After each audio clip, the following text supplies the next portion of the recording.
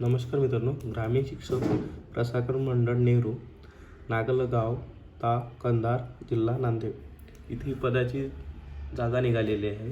Total 16 vacancy पदासाठी ही जागा निघालेली आहे. याची शिक्षण पात्रता आपण बघितलं तर degree, electrical engineer, CITS, environment and diploma in electrical engineer.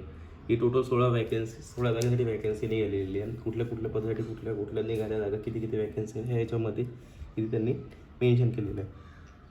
त्याचप्रमाणे याची शेवटची तारीख 7 फेब्रुवारी राहणार. तर तुमच्या कोणी ओळखीतलं किंवा तुम्ही येत असेल या पत्रामध्ये बसत असताना तर तुम्ही नक्की ट्राय करा.